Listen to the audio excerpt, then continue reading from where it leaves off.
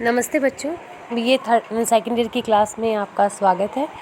इसके पूर्व हमने असहयोग आंदोलन उसके कार्यक्रम पे चर्चा की थी।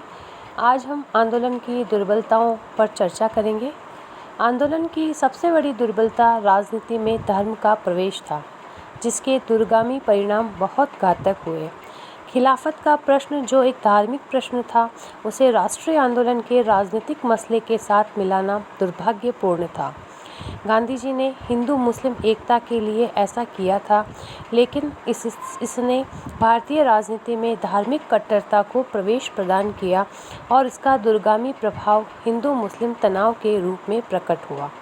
मजूमदार ठीक ही लिखते हैं कि गांधी जी द्वारा हिंदू मुस्लिम एकता के लिए जो आधार चुना गया था, उसके परिणाम बहुत अच्छे नहीं रहे। आंदोलन से भारतीयों ने जिन उच्च आशाओं ने जन्म लिया था, उनमें से किसी एक के भी पूरे हुए बिना आंदोलन के स्थगन का मनोवैज्ञानिक प्रभाव अच्छा नहीं हुआ।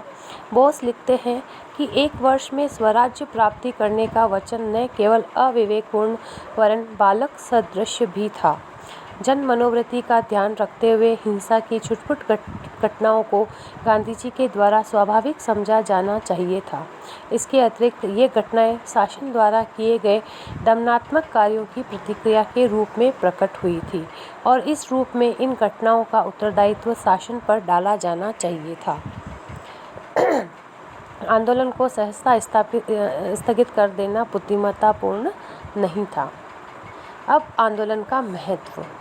उपयुक्त दुर्बलताओं के होते हुए भी इस बात से इनकार नहीं किया जा सकता कि असहयोग आंदोलन भारतीय स्वतंत्रता की दिशा में एक महत्वपूर्ण कदम था।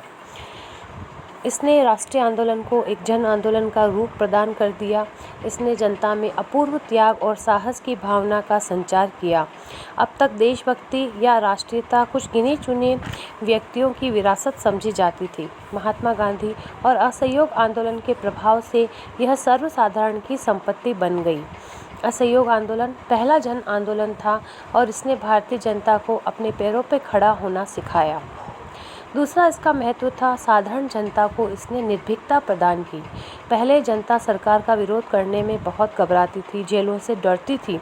इस आंदोलन के परिणाम स्वरूप जनता निर्भीक हो गई और सरकार का विद्रोह करने लगी। अब सार्वजनिक सभाओं में सरकार की आलोचना करना साधारण सी बात हो गई।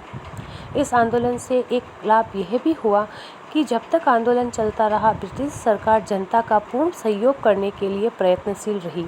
इस हेतु उसने 1919 के सुधारों को उदारतापूर्वक कार्यान्वित किया और उदारवादियों को अपना हर तरह का सहयोग दिया।